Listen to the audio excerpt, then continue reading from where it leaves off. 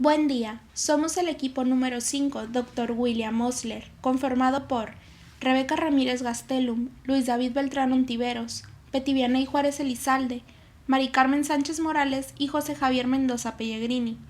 A continuación, les hablaremos un poco de fisiología endocrina con los temas clasificación, síntesis, regulación, receptores, mecanismos de acción y segundos mensajeros de las hormonas.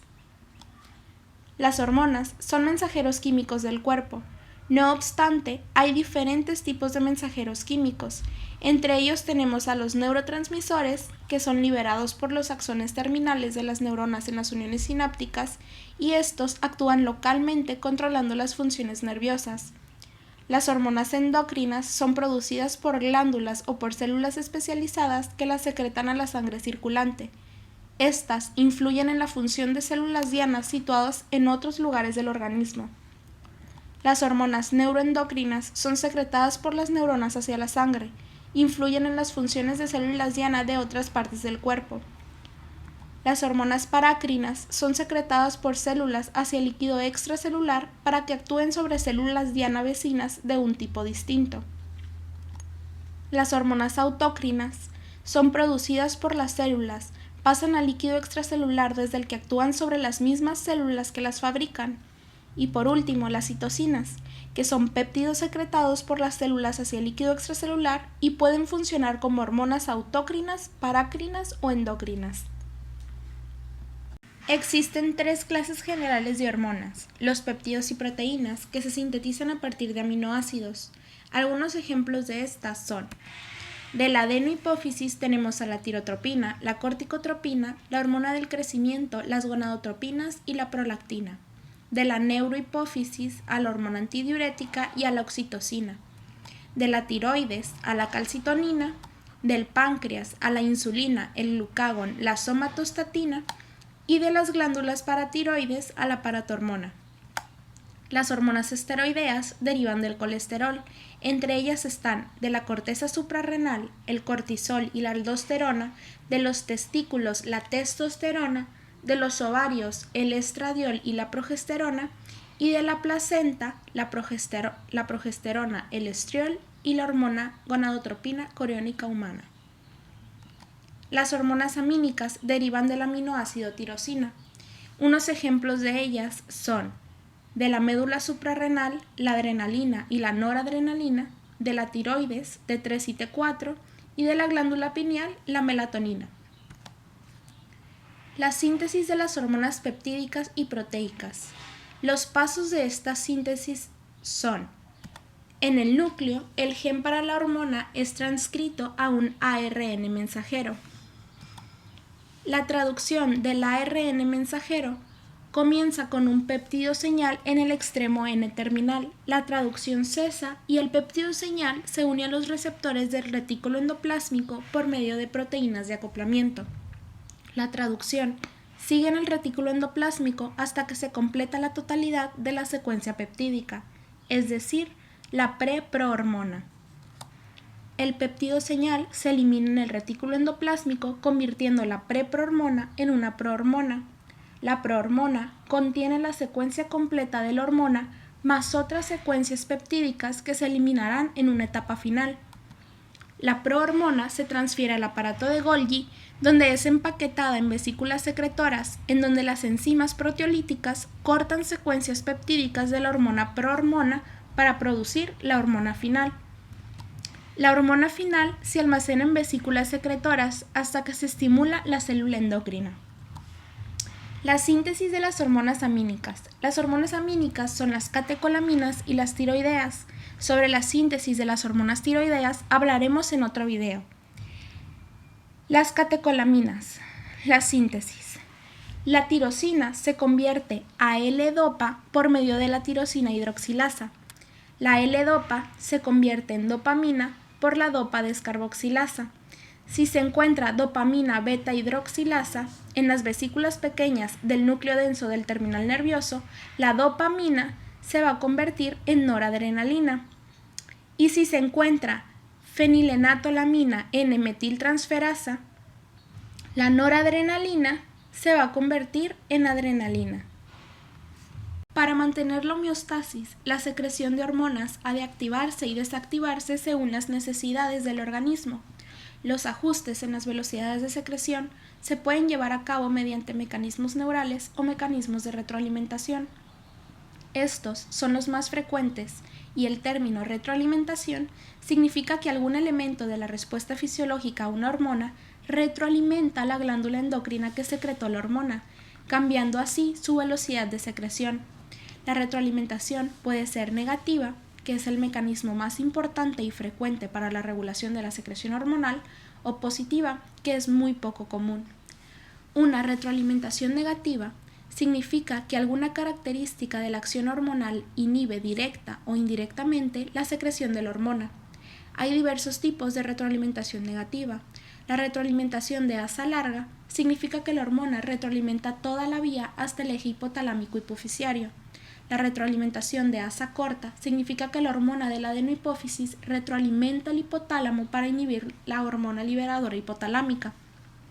Y la retroalimentación de asa ultracorta es cuando la hormona hipotalámica inhibe su propia secreción.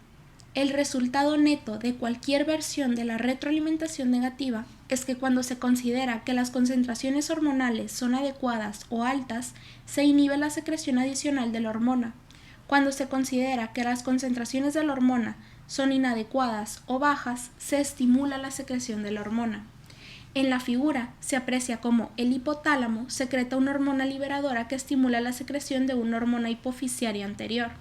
A continuación, la hormona de la adenohipófisis actúa sobre una glándula endocrina, por ejemplo, los testículos, para provocar la secreción de la hormona testosterona, que actúa sobre los tejidos diana, por ejemplo, el músculo esquelético, para producir acciones fisiológicas. La retroalimentación positiva provoca más secreción de la hormona. En comparación con una retroalimentación negativa que se autolimita, la positiva se autoaumenta.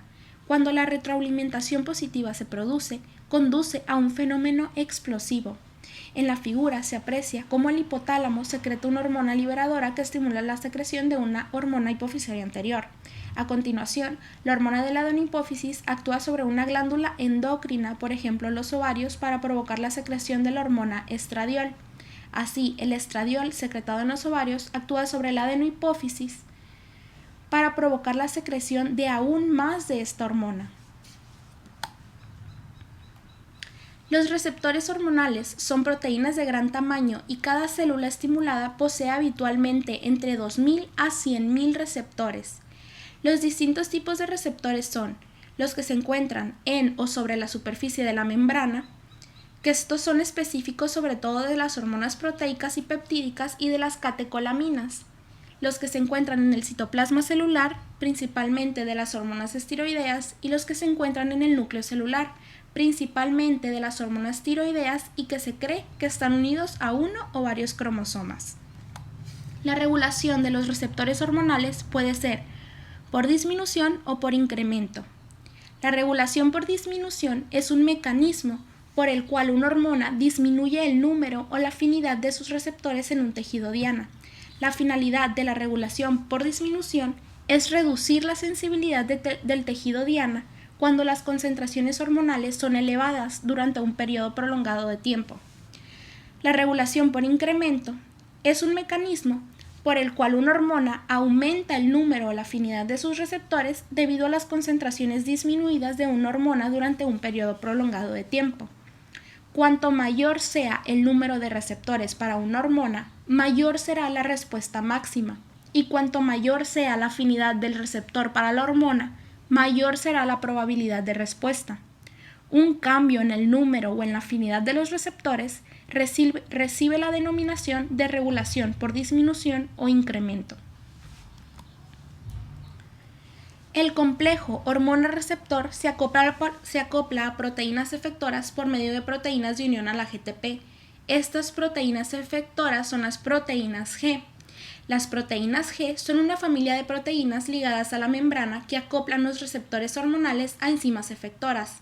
Son heterotriméricas, es decir, tienen 3 subunidades, una subunidad alfa, una subunidad beta y una subunidad gamma. La subunidad alfa puede unirse a la GTP o a la GDP. Cuando de GDP se une a la subunidad alfa, la proteína G se inactiva, y cuando se une a GTP, la proteína G es activa. Las proteínas G pueden ser estimuladoras o inhibidoras, y esta capacidad reside en la subunidad alfa. Las proteínas G estimuladoras se harán mención como GS y las proteínas G inhibidoras como GI. El complejo receptor GS-adenilciclasa está encajado en la membrana celular. Cuando no hay hormona unida al receptor, la subunidad AS de la proteína GS se une a GDP. En esta configuración, la proteína GS es inactiva. Cuando la hormona se une a su receptor, pueden suceder las siguientes etapas. Número 1. La hormona se une a su receptor en la membrana celular y produce un cambio de conformación de la subunidad AS. Esto da lugar a dos cambios. Se libera GDP de la subunidad y es sustituido por GTP, y la subunidad AS se desprende de la proteína GS. El complejo AS-GTP migra al interior de la membrana celular, se une a la adenilciclasa y la activa. La adenilciclasa activada cataliza la conversión de ATP a AMP cíclico, que sirve como segundo mensajero. Mediante una serie de etapas que comportan la activación de la proteína sinasa A, el AMP cíclico fosforila las proteínas intracelulares. Estas proteínas fosforiladas ejecutan luego las acciones fisiológicas finales. El AMP cíclico es degradado a un metabolito inactivo, que es el 5-AMP, por la enzima fosfodiesterasa, desactivando así la acción del segundo mensajero. El complejo receptor GQ-fosfolipasa C está encajado en la membrana celular. Sin hormona unida al receptor, la subunidad AQ se une a GDP. En esta configuración, la proteína GQ es inactiva. Cuando la hormona se une a un receptor, se activa GQ, que activa la fosfolipasa C en las siguientes etapas. Primero, la hormona se une a un receptor en la membrana celular, produciendo un cambio de conformación en la subunidad AQ. El GDP es liberado de la subunidad AQ y es sustituido por GTP. La subunidad AQ se desprende de la proteína GQ para poder el complejo AQ-GTP migrar al interior de la membrana celular y unirse a la fosfolipasa C para poder activar esta. La fosfolipasa C activada cataliza la liberación de diacilglicerol y de fosfato de inositol a partir del fosfatidilinositol 4,5-difosfato. Este es un fosfolípido de la membrana. El fosfato de inositol generado produce la liberación de calcio de los depósitos intracelulares del retículo endoplásmico o sarcoplásmico, lo que da lugar a un aumento en la concentración intracelular de calcio. Juntos, el calcio y el diacilglicerol activan la proteína sinasa C. Esta fosforila proteínas y produce las acciones fisiológicas finales. Hormonas en la sangre. Los valores en sangre oscilan desde tan solo 1 picogramo, que esto equivale a una billonésima parte de 1 gramo en cada mililitro de sangre, hasta como mucho algunos microgramos. Las hormonas hidrosolubles se disuelven en el plasma y se transportan desde su origen hasta los tejidos efectores. Principalmente los péptidos y las catecolaminas son hormonas hidrosolubles. Las hormonas esteroideas y tiroideas circulan en la sangre unidas principalmente a las proteínas plasmáticas. Se conocen 2 factores que pueden aumentar o disminuir la concentración de una hormona en sangre. El primero es el ritmo de secreción hormonal hacia la sangre y el segundo, la tasa de aclaramiento metabólico. La tasa de aclaramiento metabólico se expresa como el número de mililitros de plasma que se limpian de la hormona por minuto, mediante el uso de la siguiente fórmula. Tasa de aclaramiento metabólico es igual a la velocidad de desaparición de la hormona entre la concentración de la hormona. Las hormonas se eliminan del plasma de diversas maneras. Puede ser por destrucción metabólica por los tejidos, por unión a los tejidos, por excreción hepática por la bilis o por excreción renal hacia la orina. Muchas gracias por su atención.